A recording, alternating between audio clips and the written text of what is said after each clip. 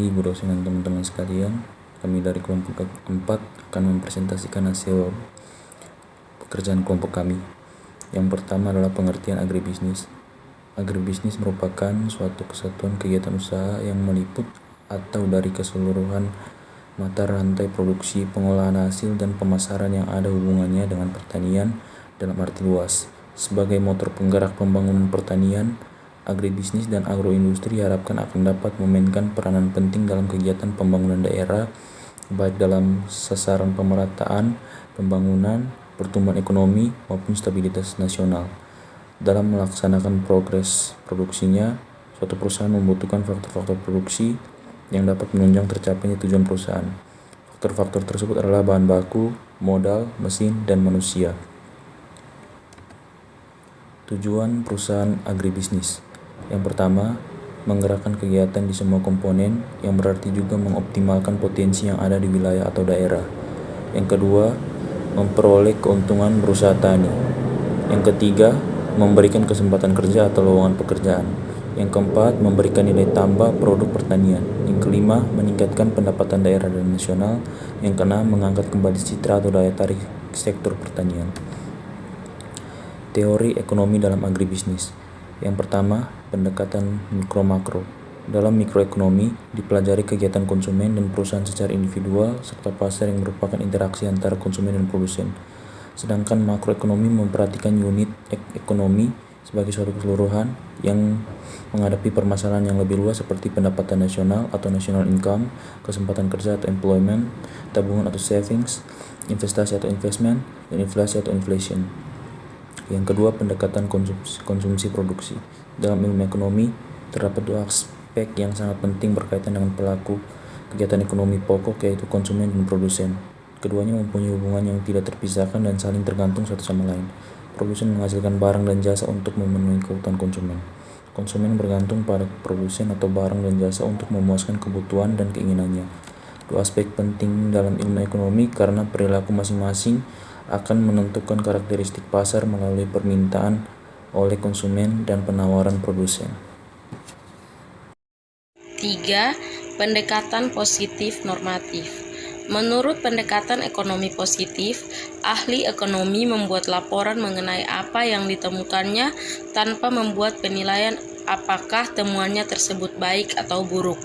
Dalam pendekatan ini, ahli ekonomi hanya menentukan alternatif-alternatif penyelesaian masalah tanpa mencoba untuk mengidentifikasi alternatif mana yang terbaik.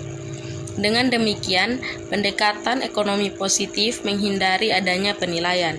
Menurut pendekatan ekonomi normatif, ahli ekonomi dapat membuat penilaian mengenai fakta ekonomi yang diamati. Hasil pengamatan yang menunjukkan bahwa pendapatan usaha tani lebih rendah daripada pendapatan di luar usaha tani merupakan ekonomi positif. Kesimpulan hasil penelitian bahwa pendapatan usaha tani berdasarkan pengamatan lebih rendah daripada pendapatan usaha tani yang seharusnya merupakan ekonomi normatif. Modal dan sumber modal. Pengertian modal. Modal adalah satu hal yang sangat penting dalam suatu perusahaan ataupun bisnis. Tanpa adanya modal, maka bisnis tidak bisa bergerak seperti seharusnya. Modal diperlukan dalam berbagai skala bisnis, mulai dari bisnis berskala besar ataupun berskala kecil.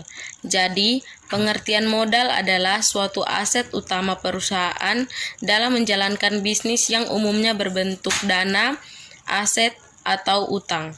Dengan begitu, maka proses produksi hingga pemasaran perusahaan bisa berjalan dengan lancar. Jenis dan sumber modal. Yang pertama, jenis-jenis modal. 1. Modal pinjaman sudah menjadi hal umum ketika modal berasal dari pinjaman. Tentu saja ini juga merupakan modal yang dapat dari hasil peminjaman kepada pihak dari luar perusahaan. Yang kedua, modal sendiri sudah jelas bahwa jenis modal sendiri ini merupakan setiap modal yang didapatkan dari hasil pinjaman kepada pihak luar perusahaan. Jika kita lihat secara umum, Modal sendiri sama halnya dengan modal internal. Modal sendiri ini bisa saja dari hasil produksi yang kemudian keuntungannya dijadikan modal untuk produksi lebih lanjut. 2. Sumber modal. Yang pertama, sumber internal. Sumber internal berasal dari semua aktivitas atau kegiatan usaha yang dijalankan oleh perusahaan yang menghasilkan keuntungan. Beberapa sumber modal perusahaan dari dalam yang hanya digunakan yakni laba ditahan, akumulasi penyusutan, dan beberapa sumber modal lainnya. Yang kedua, sumber eksternal.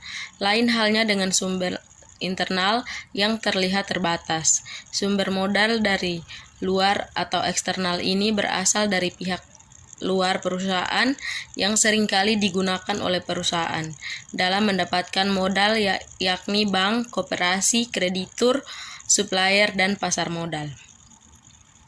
Masalah-masalah dalam pencarian modal. Yang pertama, kurangnya ketajaman bisnis. Yang kedua, kurangnya pengalaman bisnis. Yang ketiga, harus dapat mengidentifikasi lebih dahulu kebutuhan modal. Yang keempat, harus ada proyeksi laba dan proyeksi mengenai tingkat pengembalian investasi. 5. Harus ada identifikasi tujuan dari penggunaan modal usaha. Oke, yang berikutnya adalah pengertian dan jenis-jenis pinjaman.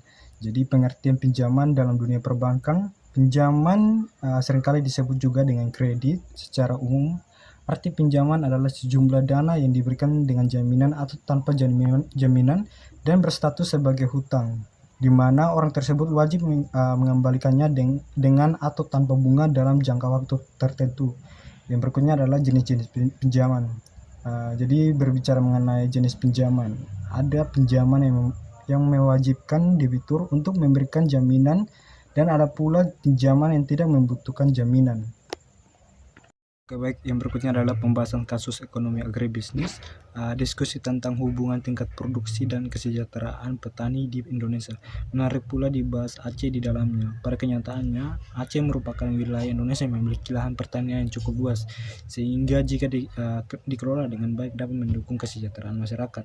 Kesuburan tanah, dukungan iklim, dan kegigihan petani menjadi modal kunci dalam mewujudkan swasembada pertanian di daerah ini. Jika di daerah lain di Indonesia seperti di Jawa, tenaga kerja di sektor pertanian mengalami kemerosotan, sedangkan di Aceh relatif tidak menjadi soal. Sebabnya bertani merupakan pekerjaan dan sumber nafkah yang tradisi bertani di daerah ini dipertahankan melalui pola pewarisan secara turun-menurun. Realitas ini membentuk kebudayaan bertani di Aceh sehingga menjadi fondasi ekonomi dalam menjalani kehidupannya. Kuatnya hubungan orang Aceh dengan bertani tampak kenyataan dalam produktivitasnya. Hasil pertanian yang meningkat signifikan dari tahun ke tahun, seperti yang tercermin pada Food Security and Vulnerability Atlas tahun 2010. Yang berikutnya adalah produksi pertanian yang tinggi di Aceh Utara tidak berbanding lurus dengan kesejahteraan para petani. Hasil sensus pertanian 2013 menunjukkan bahwa produksi padi tertinggi di Provinsi Aceh dihasilkan di wilayah Kabupaten Aceh Utara, yaitu sebesar 277.799 ton padi atau sebesar 14,19% dari seluruh produksi padi di Aceh, yaitu 1.956.939 ton yang ditanam pada lahan seluas 69.286 hektar atau 17,41%.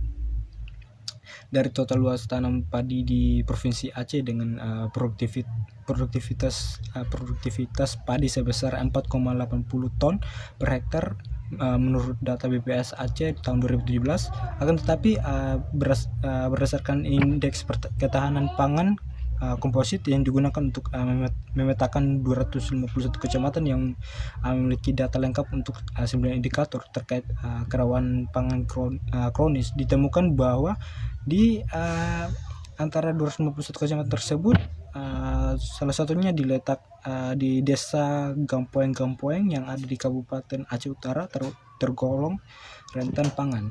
tingkat kerentanan terhadap kerawanan Aceh Utara tergolong rentan pangan, yaitu dalam tingkat kerentanan terhadap kemiskinan mencapai 20% di wilayah ini.